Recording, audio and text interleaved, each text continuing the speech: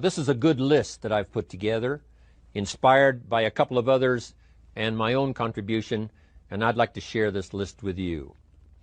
First, learning the power of purpose. A person who has purpose in their life, they have something to go for, some meaning. One writer described it, for some people it becomes a magnificent obsession. And for you and I, maybe it doesn't need to be that dramatic as a magnificent obsession. But it has to be something that does something to us, something that pulls us, especially into the future. You know, there are many influences on us. One is the influence of the past. Some people are always pulled back by the past. Some people are always pulled aside by the distractions. But here's what's powerful. If you have a list of high purpose in your life, it pulls you toward the future. And the more powerful the purpose is, the stronger it pulls. And here's the other great advantage if you have purpose for the future. It pulls you through all kinds of challenges and all kinds of difficulties. If you don't have these strong purposes for the future, it's easy to get swallowed by a bad day. It's easy to be almost annihilated by a poor month. And it's easy sometimes to almost disappear beneath the waves of a year that goes backwards if you don't have something to pull you beyond that year. So if you want something to pull you through all kinds of challenges, all kinds of difficulties, and things that come at you, you got to have something on out there, beyond today, beyond next week, beyond next month, beyond this year, that pulls you into the future. And the clearer it is, the stronger it pulls.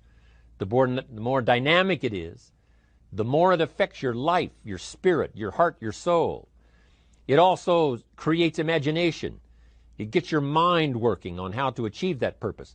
And if your mind will work, and if your heart works, and if your spirit works, and if you have good input, like good ideas, I'm telling you, there isn't anything you can't accomplish. So that's one of the great powers that'll make a variable of you, and that is purpose. Here's the next one, self-confidence. Where does self-confidence come from? And this is the best advice I can give you on that. Not neglecting, first of all, the small daily disciplines. Self-confidence really comes from feeling good about yourself. And one of the best ways to feel good about yourself is at the end of the day to know that you poured it on. You did your best. If you conducted a meeting, you did the best you could. If you made a phone call, it was the best phone call you could possibly make. If you wrote a letter, it wasn't a casual letter, it was your best letter. At the end of those kind of days, when you feel good about yourself, self-confidence starts to rise. You know that if you can have this kind of a good day, you can have another one the next day, and those days become the weeks become the months, and the month becomes a powerful year.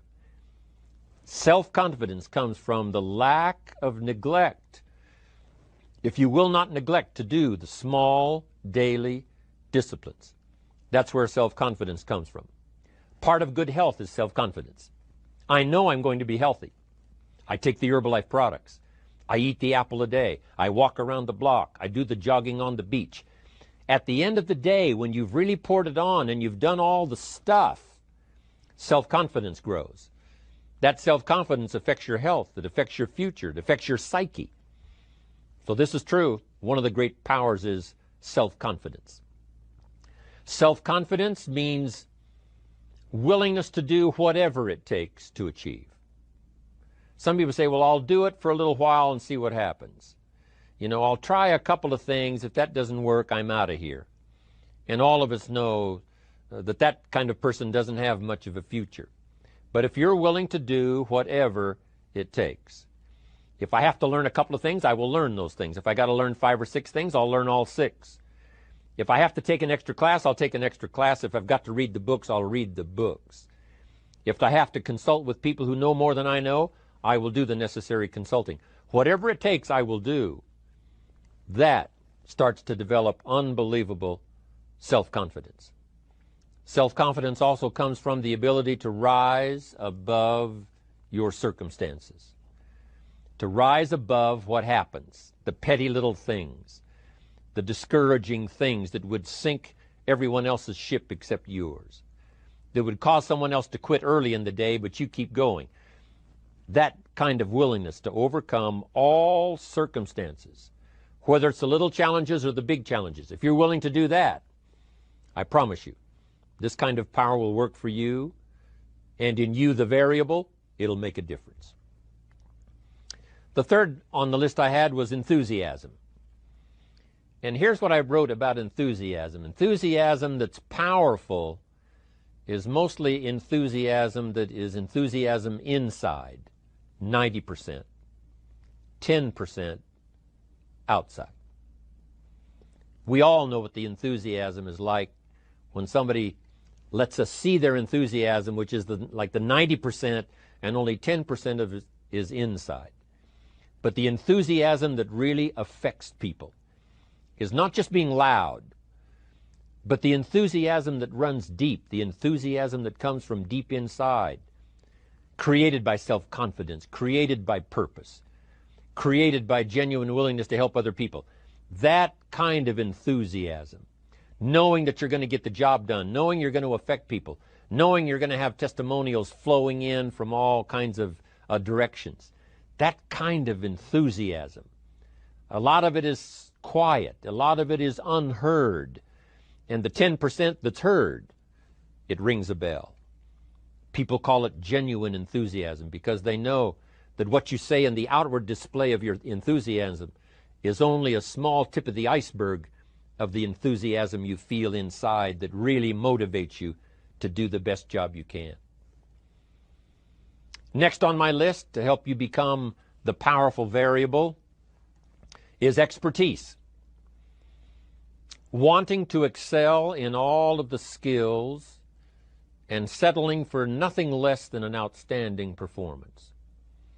If you're willing to be the best in your field, if you're willing to demand of yourself excellence in skills, to be the best that you can possibly be, in the training, do the best you possibly can. In doing a workshop, do the best you possibly can. Developing the skills of using your personality, developing the skills of language, developing the skills of influence, developing the skills of organizing. If you're willing to be an expert in all of the skills, Herbalife has the way for you to invest those skills and not only make a handsome living, not only make a lot of money, but if you would so desire and if it would be your purpose, a chance to make your fortune. Expertise, excellence in skills. Here was the next one on my list, making a powerful contribution to you, the variable, and that is preparation. Well prepared. And preparation, of course, involves a whole lot of things. A big share of our life is preparing, getting ready. When we go to the first grade in school, we're just preparing for the second grade. After we've finished 2 grades, the 2 grades prepare us for number 3. Sometimes it seems like a long, excruciating time. And the time will just seem like it'll never come when we can finally have the performance that we really want. But it takes time to prepare. It takes time to get ready. And the decisions you make in the preparation time, those are the decisions that last for a lifetime. Preparing to have a good day. It's that preparing, maybe the night before, maybe the couple of days before the day that you're going to put everything together. The preparation for a meeting means that you've taken it serious. The preparation for doing a workshop means you're serious about the workshop. You want to make the best contribution. That kind of preparation is important. But here's preparation that's very vital, and that is to prepare yourself for success. Life seemingly does not wish to waste success on the unprepared. Life says, why waste a fortune on this person? They're not prepared to do the right things with it. They're not prepared to use it wisely. If a fortune was bestowed upon this unprepared person, it would probably be wasted. The people that could have been touched won't be touched. What could have been done won't be done because this fortune will have been wasted on the unprepared person. So not only look for fortune, not only look for the promise, but prepare yourself and ask of yourself, what can I do to make myself ready? Because remember, life was designed not to give us what we want, not to give us what we need, but life was designed to give us what we deserve. Every value in life must be paid for, and those that pay are the ones that get it. It says those that give receive. Someone says, I wish to receive, I wish to receive. You don't have to concentrate on receiving. Just become a good giver. It says those that search will find. Someone says, well, I need to find some good ideas to help change my life for the future. Then to find good ideas, that doesn't come because you need them. It comes because you search for them. If you want good ideas, you got to go after them. You got to go to the class, you got to go to the workshop, you got to go to the training, go to the book, right? You got to go to the journal, right? Go where good ideas are being taught, go searching, go looking, because good ideas are not going to be wasted on those that are not seeking, searching, well prepared. So, prepare yourself to be ready for fortune when it comes, to be ready for challenge when it comes, to be ready for opportunity when it comes. Opportunity comes along and passes by the person that is not well prepared. I want to prepare myself this year for next year. Yes, I wish to be effective this year, but I'm also thinking of ways, how could I be better? How could my ideas be more powerful? How could they be sharper, more clear? How could I reach some people next year that I perhaps can't reach this year? I haven't reached deep enough into my own soul to affect some people. Some people just pass by and say, hey, what a good speech. But how could I make it stronger than that, deeper than that, more powerful than that? I cannot be as powerful as I could be next year. You know, you can't go to the 10th grade in the 5th grade. You just got to go through the grades. But the more you are prepared, when the 10th grade finally comes, now you can cash in and get 2 times, 3 times, 5 times more value from it by being prepared. I want to do my best this year for Herbalife, but I also want to get ready for next year, 1999. And then when the year 2000 comes, at the turn of the century, I want to be well equipped by language, by instinct, by temperament, by personality, by influence, to really be valuable the year 2000, 2001, 2, 3, 4, 5. That's my goal. I'm sure it's your goal. Now here's the next one. There's great power in self-reliance. Self-reliance means you simply look mostly to yourself. It would be nice if someone just gave you this, gave you this, gave you this. It would be nice if everyone did their job exactly as they're supposed to do it. But here's what you've got to do.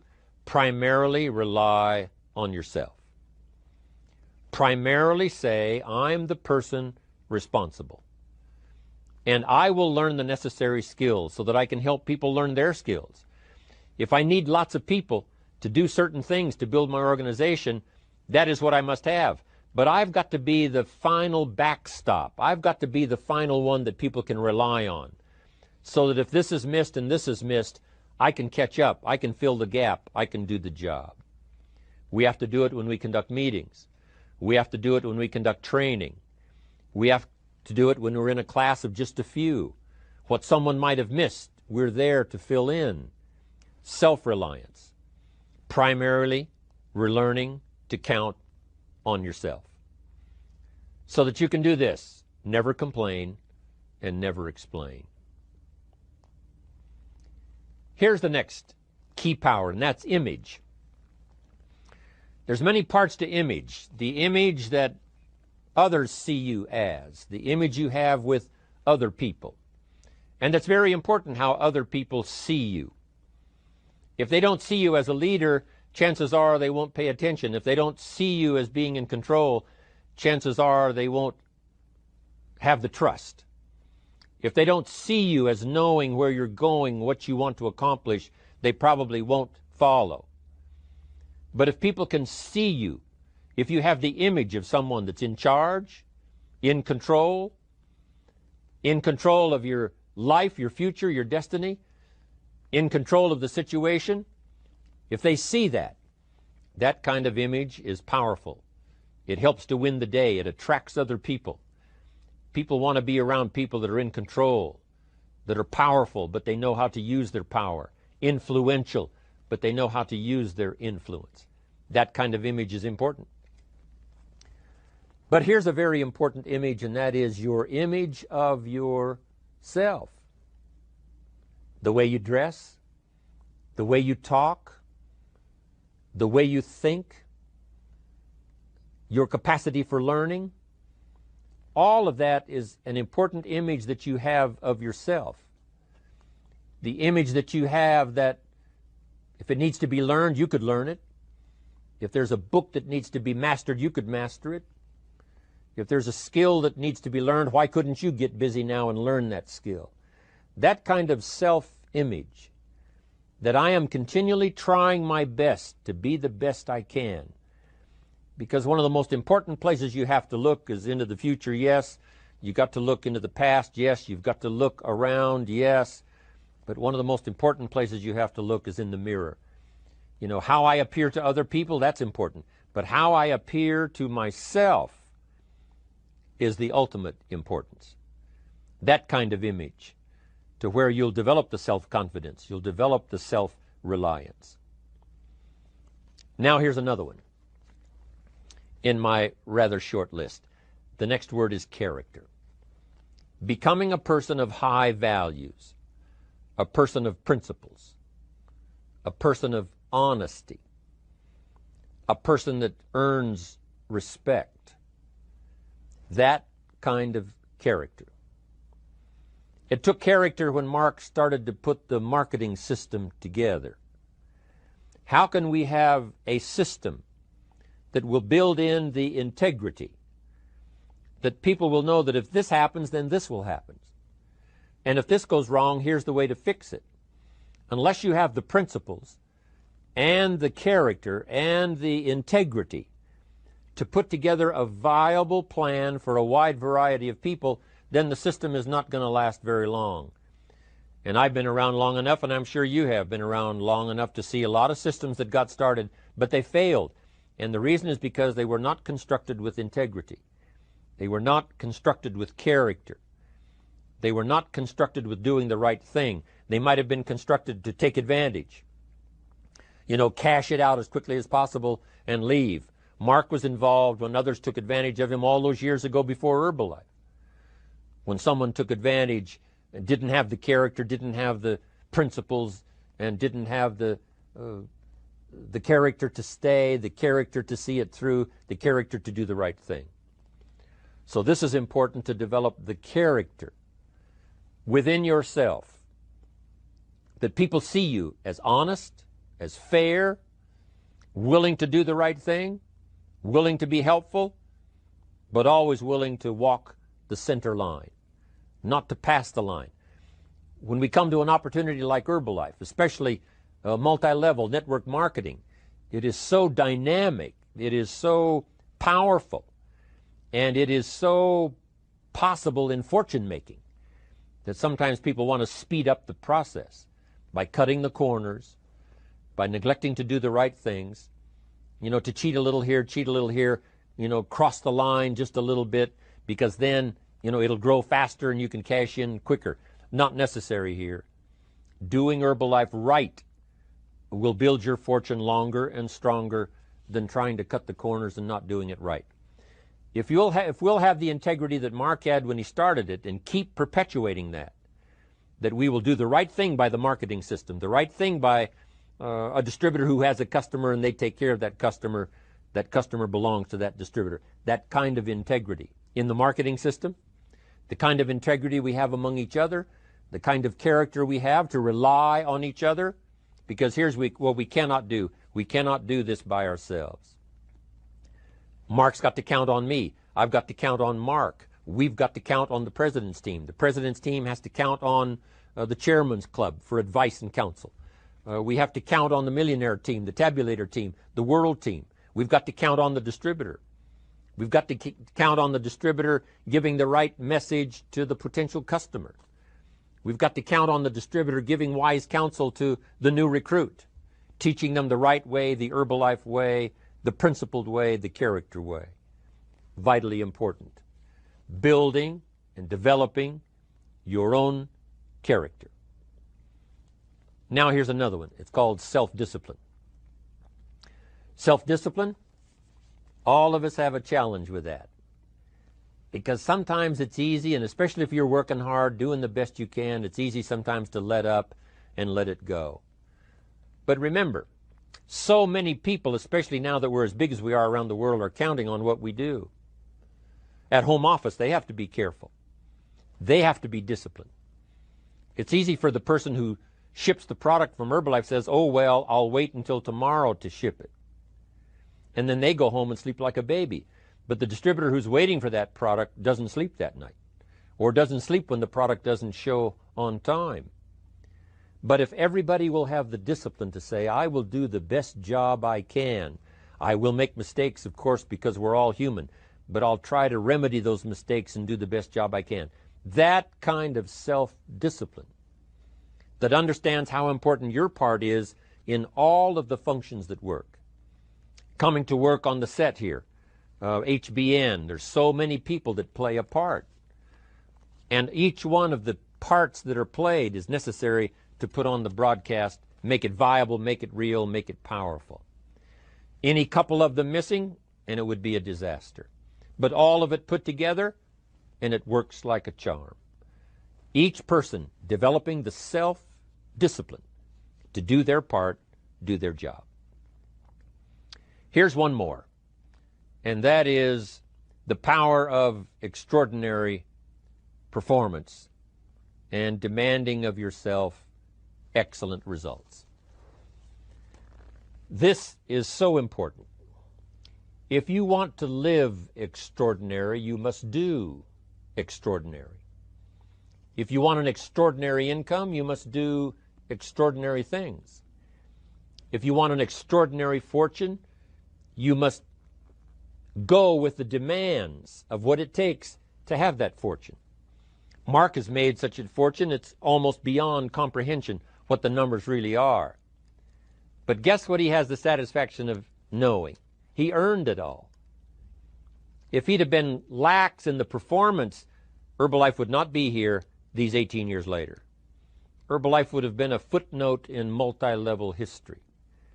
But because he performed year after year, the 3rd year and the 5th year, and the 7th year and the 10th year, and the 12th year and the 15th year, and now performing well in the 18th year, I'm telling you, that's what makes it such a viable fortune for Mark personally, of course, because he did the job. If we would ask of ourselves that kind of performance, and you've got to ask it of yourself. You know, I can't ask it of you. I would try to inspire you. I would try my best to share with you what it might taste like, what it's like to finally make your fortune. It happened for me. But here's what you must do. You must demand it of yourself. Society does not demand that you not have a heart attack. But if you want to escape having a heart attack, you must demand it of yourself. Society doesn't demand that you take Herbalife and improve your health. You have to demand it of yourself. Society doesn't demand that you jog around the block every morning. But if you want good health, you must demand it of yourself. Society doesn't demand that you read a couple of books a week and improve your intelligence and your knowledge. That you must demand of yourself. Society does not demand that you build a financial wall around your family nothing can get through. That's not a demand of society. But you must demand it, if you wish it, you must demand it of yourself. Society doesn't demand that you learn a list of 10 skills in order to ensure your own future and the future of your family. Society doesn't demand it, doesn't require it. It is not a law. But if you want the benefit, you must demand it of yourself. Autographs and Girl Scout cookies. I mean, I'm in the market. I really appreciate it. Everybody doing okay? Say, I'm okay. Does anybody have 5 pages of notes already? Okay, I'm sure you're filling up your book. I appreciate that. First, let's talk about my version of financial independence. You've heard from Brian. You've heard, some excellent advice. Dennis, these guys are long time experienced, and I'm sure you've got good notes on their presentation. This little bit I, designed long time ago. It's still valid today. Here's one of the major goals to go for: financial independence.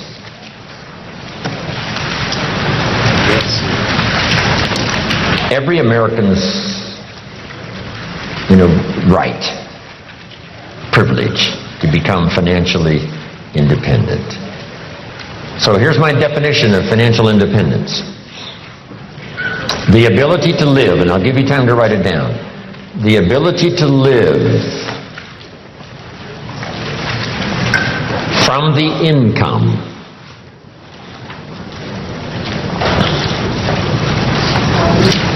of your personally invested resources. The ability to live from the income of your personally invested resources.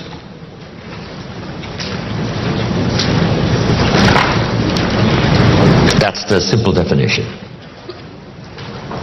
That from the resources you've invested, the income from those resources, you could live. Here's one of the advantages of financial independence.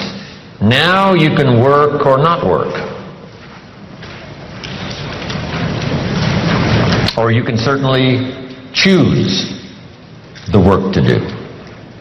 Now you can work by choice, not by necessity. And here's one of the best: to be able to work for joy and not for necessity. At first, of course, we have to work for necessity. But if you can finally reach the point where you can work for joy, not for necessity. That happened for me all those years ago. My father kept talking about financial independence, debt-free, no one having a claim on your assets, finally being able to live from the income of your invested resources. I remember the joyful day when that finally arrived. So what I've done now, most of my life, I've had the unique privilege of working for joy, not for necessity. Not that the joy doesn't bring you more income. Not that working for joy doesn't make you another fortune. It certainly has for me, right? Another fortune and another fortune and another fortune. But not because I had to, but because I wanted to. I work now for joy and not for necessity. Key phrase to understand, we should teach this to our children: economics is major. Everyone has to major in economics. Number one, for personal survival. To produce enough to take care of yourself. The first, economics.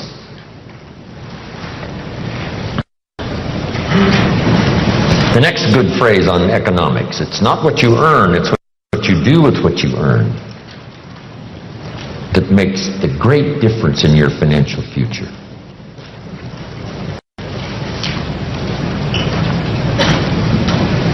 All of this is determined by your own philosophy. It's important early, and kids have to have a personal philosophy working even when they go to school. Here's a good definition of your personal philosophy: a guidance system. Your personal philosophy is a guidance system.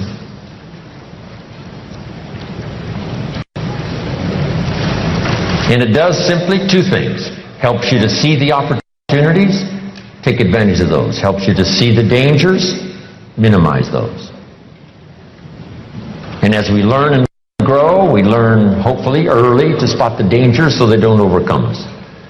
Hopefully we learn early to see the opportunities and take advantage of those, maximize them if we can.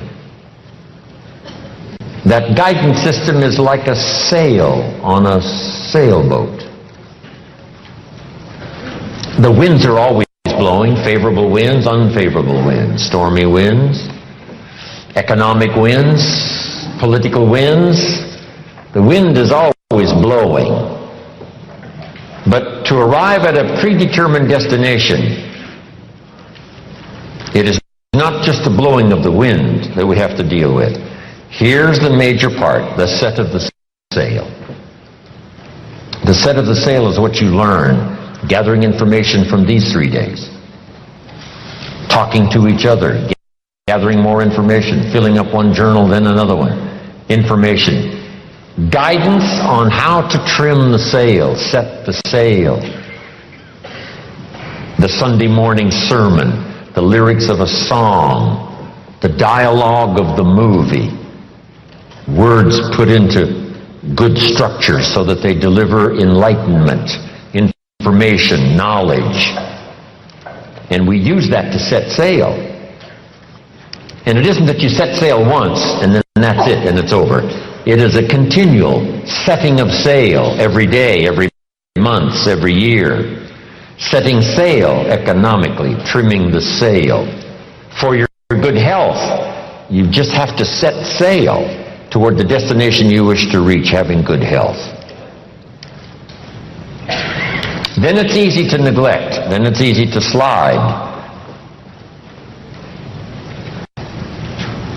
Here's one of the better phrases. Everything by longevity tends to get off course. Everything by longevity tends to get off course. Whether it's a lecture like we've engaged in here, hours and hours and hours, or whether it's a simple sermon, one of the most classic sermons I ever heard originated not far from here in the Crystal Cathedral. I used to do little speeches for the Positive Thinkers breakfast meetings at the Crystal Cathedral, before it was the Crystal Cathedral.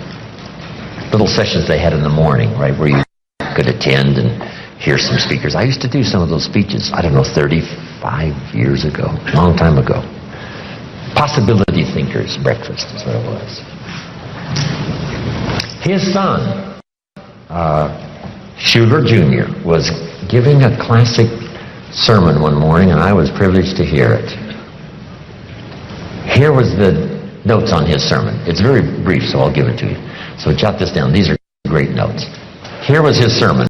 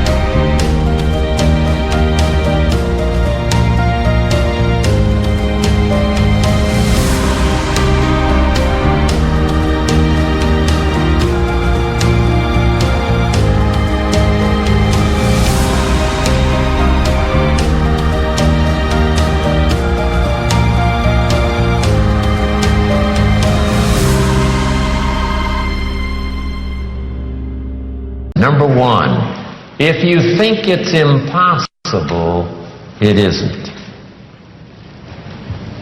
That's number one. If you think it's impossible, it isn't. Here was point number two.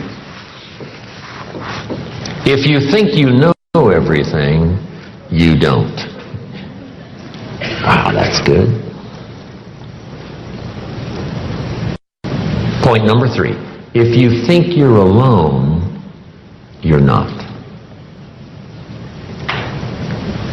Isn't that a classic? That's a classic sermon. If you think it's impossible, it isn't. If you think you know everything, you don't. And if you think you're alone, you're not. Now, here was one of the spectacular stories in this little sermon. He told the story of Rich DeVos, who started the big Amway Corporation. Rich DeVos is in bad shape. Rich needs a heart transplant. And if he doesn't get it, he's not going to last very long. Now, fast forward. Rich DeVos finally gets his heart transplant. And what was spectacular about the story was, after his heart transplant, he has dinner with the lady who gave him her heart.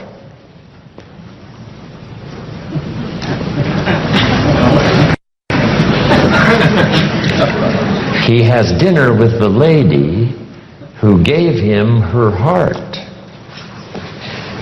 You say what? That's impossible. You couldn't have dinner with the person that gave you their heart. Here's what happened.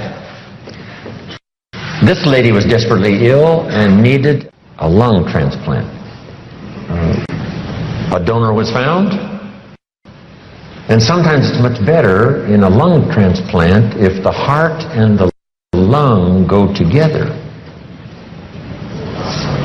So this lady gets the heart and the lung transplant that she needs to save her life. Now her heart is left over from this operation, and her heart goes to Rich DeVos. That's how Rich was able to have dinner with the lady who gave him her heart.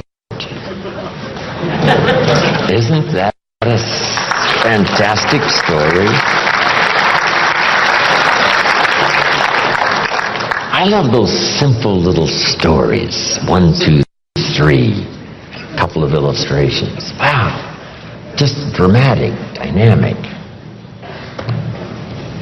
Anyway, where was I before I got off on these stories? Your philosophy. Whether it's your philosophy about economics or your philosophy about marriage or your guidance system about good health, it's easy to get off track. So by longevity, we start, and sure enough, it drifts off course. And that's what sermons are for. And that's what the lyrics of the songs are for in personal conversation, is to get us what? Back on track. Back on track. And hopefully we're not too far off track so that it doesn't take too long to get back on track. So maybe that's all you needed this weekend. You're doing pretty good, but in a few things you've drifted a little to the right, or you've drifted a little to the left, or just by, a casual approach to some things instead of the serious approach, you're a little bit off track. And it doesn't take that long, if it hasn't gone on too long, to get back on track. But even if it's been a long time, you can start the process overnight. You can start the process, decision-making this weekend could be some of the most important of your life and your future. Not because we have given the seminars, but because the moment was right for you. And somehow it was said okay, and somehow it was delivered with sincerity, and you got the message, and this weekend makes a pivotal turn for you in terms of the set of the sail. Okay, your philosophy. Now, your philosophy about money. Someone mentioned the other day the love of money. What about money? What about success? It's a good debate. I've got a good question, and it's not necessarily a high moral question, but it's a pretty good question. If you could do better, should you? That's not a bad question.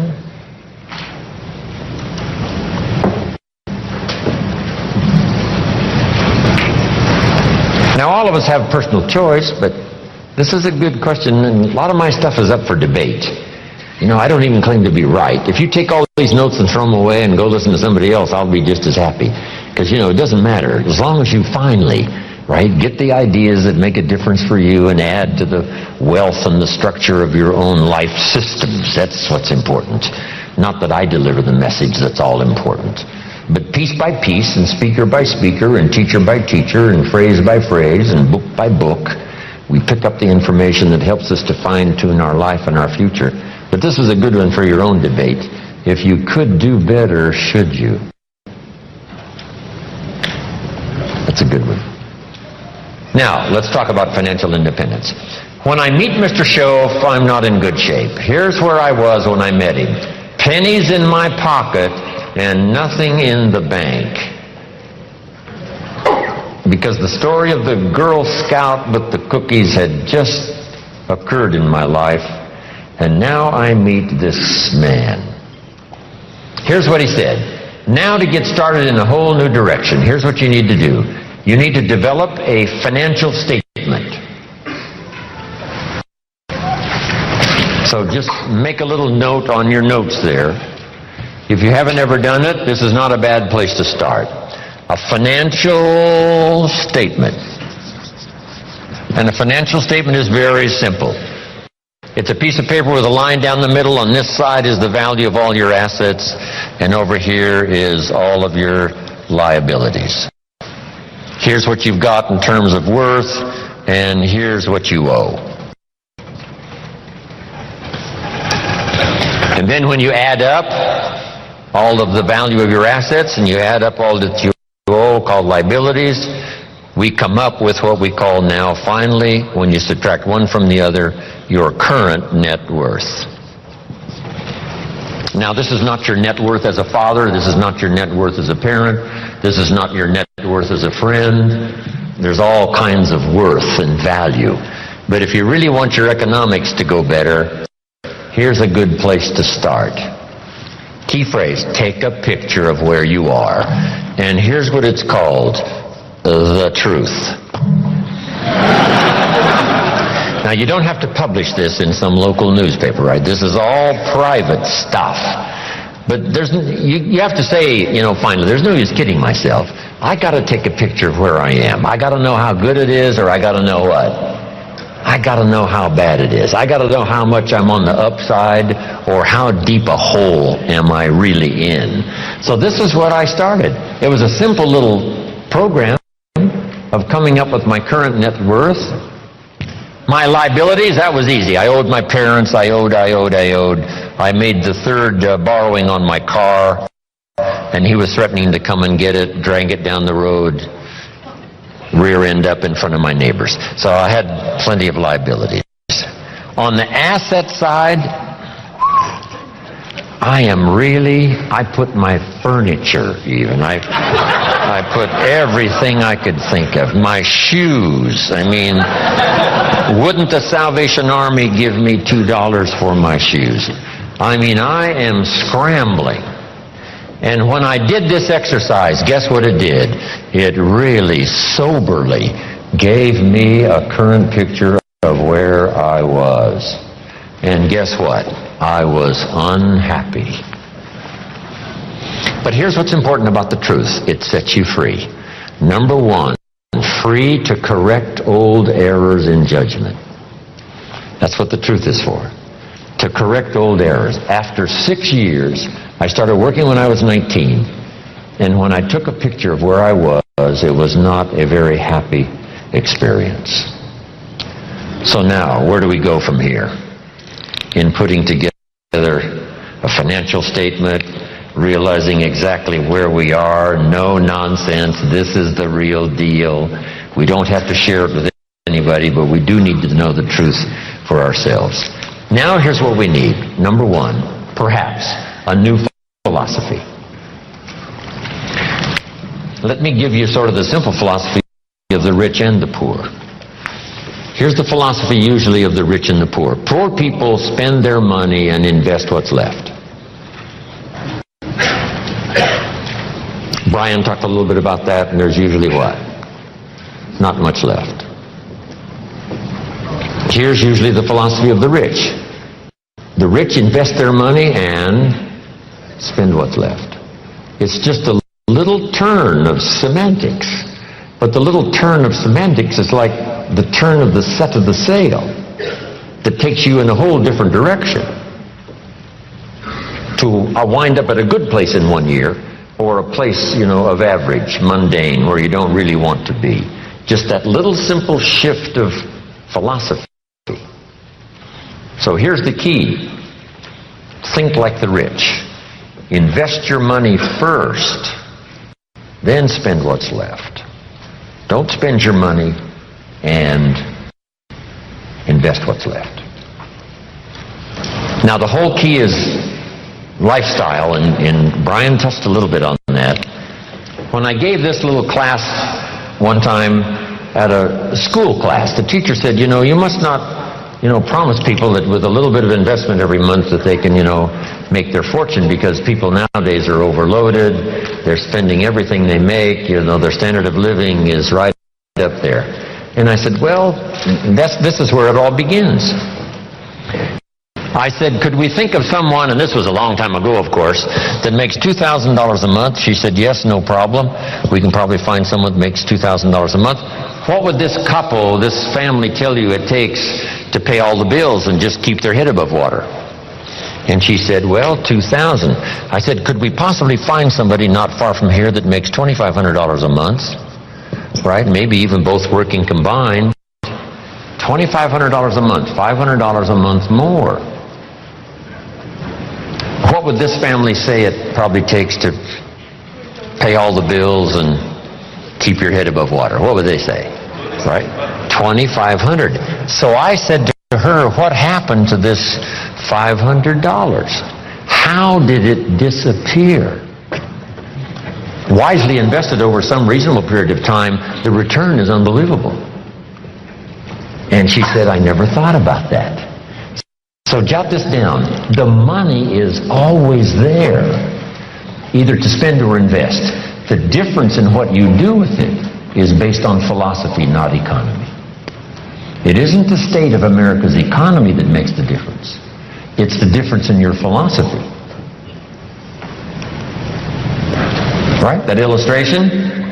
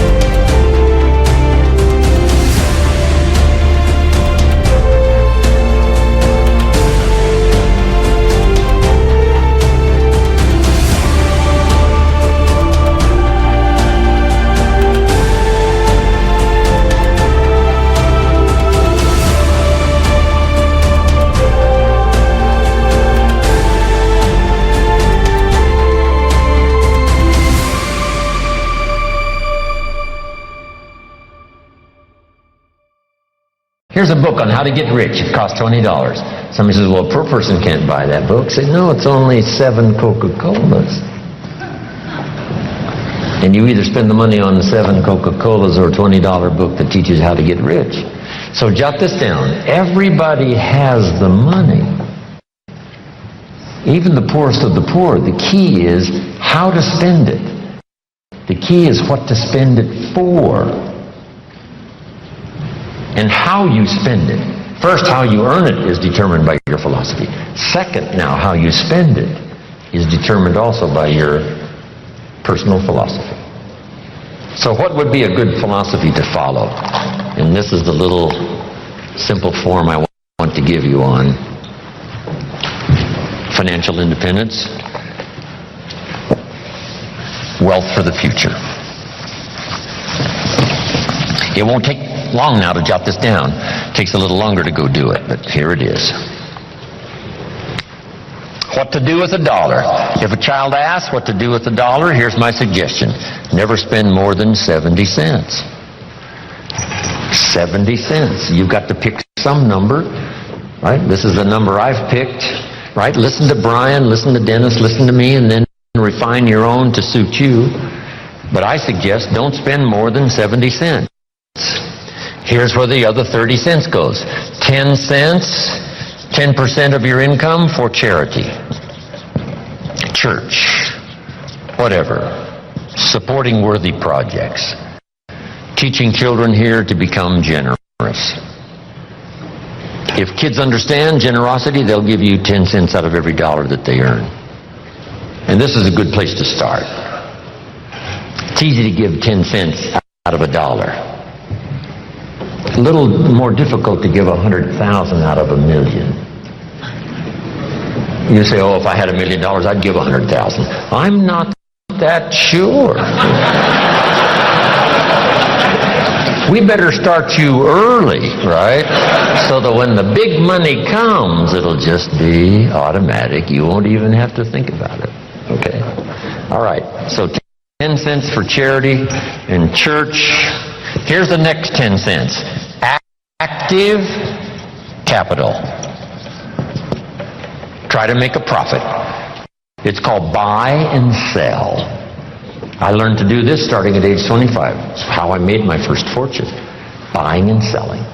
Like the little boy who buys a bottle of soap for $2 and sells it for $3. Active capital means you try to make the profit. Buy a piece of property and improve it and sell it. Active capital. Keep saving up this active capital until you've got some to work with to buy and sell. Make a profit. Now the third 10 cents is passive capital, which means let somebody else use this 10%. You put this to work and see if you can't make a profit. This is to let someone else use it. You are the passive partner in providing the money. They are the active partner in seeing if they can make a profit and pay you dividends and stock increase and whatever. Interest. And that little formula is a good place to start. Now, you might not really be able to start there. I call this the ideal. Maybe by the time you've heard this, you're in such bad financial shape that you have to go here, 97, 1, 1, and 1.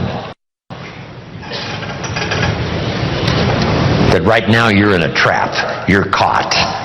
And it's going to take you a while to get out. So right now you got to spend 97% of your income, right, for your living and lifestyle because, you know, you're caught. You're obligated. You know, there's no way out. And then the rest of these now are just 1, 1, and 1. The key is to start with something. Now, Mr. Schoaf gave me a comment. It has served me all these years. Here's the comment. It's not the amount that counts. It's the plan that counts.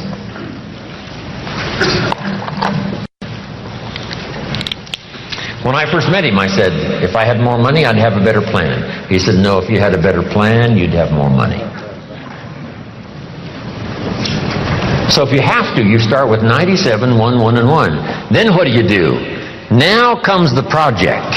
Right away, trying to get this 97 figure to go down and these other three numbers to start going up. This now becomes an exciting game to play. In another seminar, I talk about measuring progress. This is one of the great motivating factors in the world, is to start something and make progress. Start something and make progress. So Jim Rohn told us the ideal was 70, 10, 10, and 10. But I can't start there. I've got to start with 97, 1, 1, and 1. And here's what you've got to understand. This is okay. I mean, if this is where you have to start, that's where you have to start. Then you start driving this number down and start driving these numbers up. And it's a whole game to play till finally you can arrive at this pretty good ideal way what to do with the money you earn from a paycheck or from dividends or from whatever sources. 70, 10, 10, 10.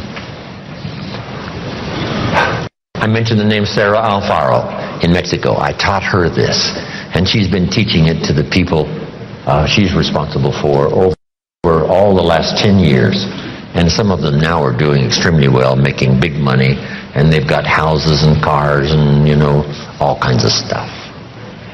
70, 10, 10, and 10. Now, when you start getting into the big money, these numbers have to change again. I probably don't spend more than 10% of my income. So if this number for me is 10%, you can imagine what these other three numbers probably are. So if you have to, you start here. Get to the ideal. And then when it really starts to flow in your favor, you rearrange this program again 10%. Because if you're doing big time, you know, you couldn't spend 70% of your income. It would be obscene. Right?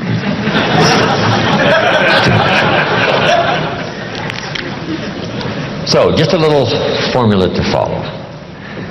Now here's the wrap-up, and I've got to get to a few points on leadership before we finish. Here's the next one now. This is only a suggested plan. You know, this is not written in any law. You know, most advantages and benefits for the future are not written in law. There's no law that says you must not have a heart attack. Where is it written? There is no law.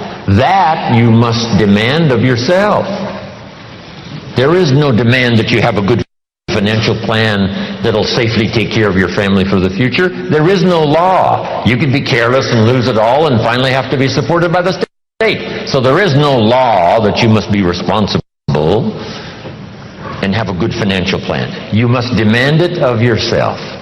So I'm asking you to make that note. It's what we demand of ourselves that counts. There's no law that says you must have a health plan that's going to make you extremely healthy for the next 10 years. There is no law. That you must demand of yourself. And those are the disciplines now that really start to count, the ones you demand of yourself.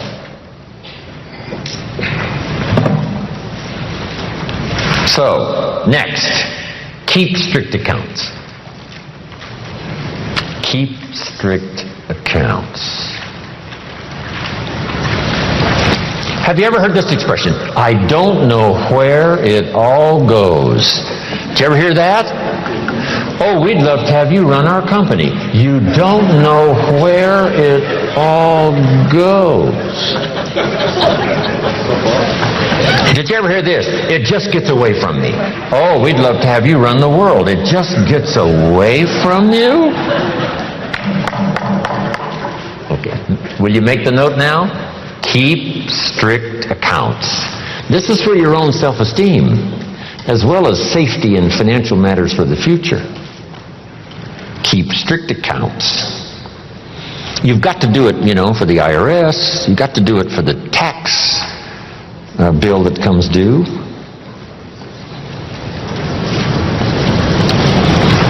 Then there's one more. Be happy to pay your taxes. And this is an assignment that's one of the toughest.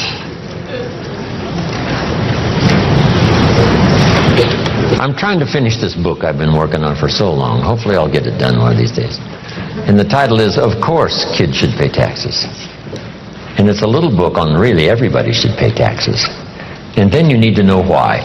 In California, if a 10-year-old walks into 7-Eleven and buys something that costs $1, the proprietor asks the child for 8 more pennies.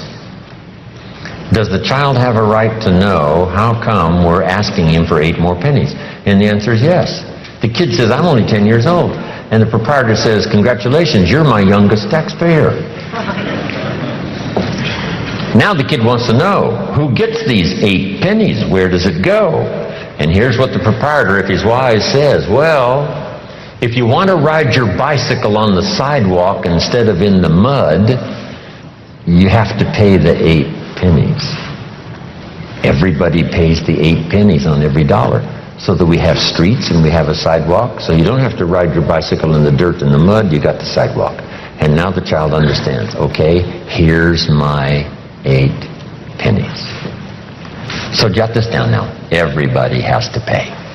We can't let anybody off the hook, because all of us are in this together. And you can't build your own section of the street out in front of your home. What kind of equipment would you need to build your own piece of the street out in front of your house? No, you can't do that.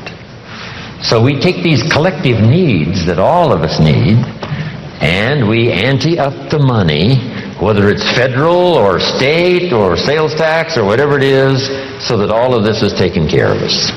Here's what it's called: the care and feeding of the goose that lays the golden eggs.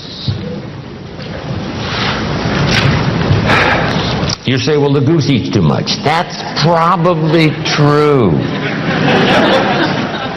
But make this note: better a fat goose than no goose at all. So everybody has to pay. How much do you think aircraft carriers cost? We can't use used missiles.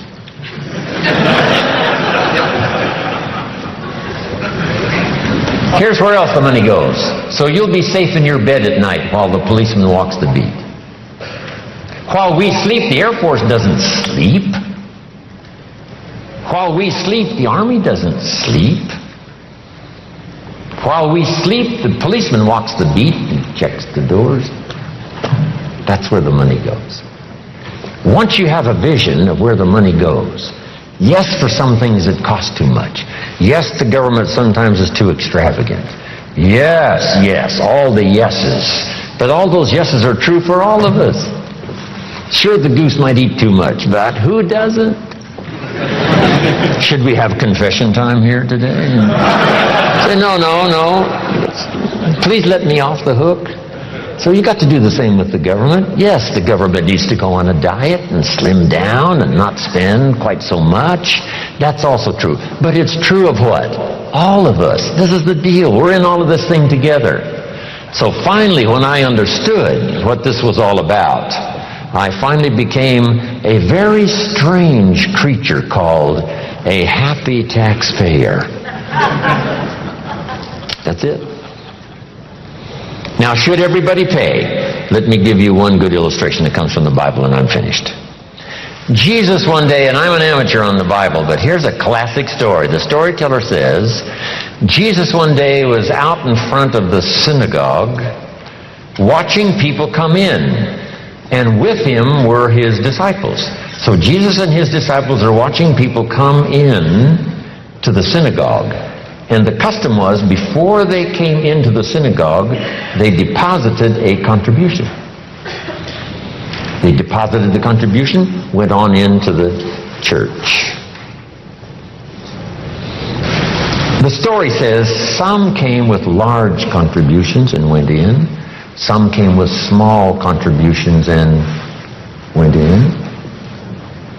And as the disciples and Jesus watched, a little lady came along and she put 2 pennies in the treasury and walked in. And Jesus said, look at that. And his disciples said, 2 pennies, 2 pennies, what's 2 pennies? He said, no, you don't understand. She gave more than everybody else.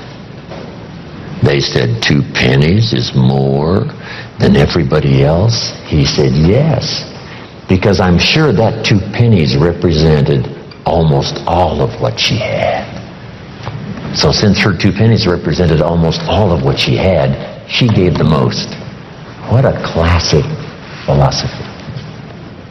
Now here's what did not occur. I'm so brilliant, I can give you what the storyteller left out. Here's what did not occur in this little scene. When the little lady put her 2 pennies in the treasury, Jesus and his disciples did not run after her and say, hey, hold it, little lady. Hold it, little lady. We've observed what's happened with putting the 2 pennies in the treasury, and we've decided that you're so pitiful and you're so poor that we've decided to give you back your 2 pennies. I'm here to tell you that did not occur. So make this note from this little story. Jesus left her 2 pennies in the treasury, even though it was most of what she had. Wow. That's such a classic lesson in philosophy. That's such a classic lesson in what all of us are involved in making contributions. Shouldn't everybody wish to pay? The government has decided to leave some people that they consider poor and pitiful off the tax rolls. See, that's unthinkable. Shouldn't they, even if they only paid $1, so that they can be able to say what? I pay. I make my contribution. No matter how poor I am, if all I've got's pennies, I give some as contribution. Whether it's taxes or whether it's benevolence or whatever it is. Okay, isn't that a great story? It's a good story. Then another one that really helped me secure a fortune and fortunes after. Here it is. Learn to help people not just with their jobs, but with their lives. I learned early in my accelerated business career to teach life skills as well as business skills, work skills and job skills. Because guess what? We need both, work skills and life skills. Here's the last one. It's a promise from the Bible. Here's what it says. If you work on your gifts, they will make room for you. If you work on your gifts, they will make room for you. They'll make a place for you. You'll be invited to some extraordinary places if you keep working on your gifts. Make yourself valuable, make yourself attractive, make yourself unique. Become a person who has plenty to give and plenty to share, whether it's ideas or money or treasure or time. If you will work on that, you'll have places. Look where my gifts have brought me, from the farm country of Idaho to this magnificent place, to serve and share ideas, my experiences, hopefully that will make a difference. And last, when I'm gone, people always ask, what would you like said after you're gone? And I came up with something the other day. It was pretty simple. Here it is. Jim Rohn made a major contribution to someone. Jim Rohn made a major contribution to someone, and then another one, and another one, and another one. Wow. And that journey continues for me. So if you've got my name on your notes, which hopefully I'm sure you have, when we leave here, I go with you, these notes and all the experience that we've had. But I promise you this, as we leave here, I will not leave you behind. I'll take you with me in my thoughts and in my heart. Thank you very much. God bless.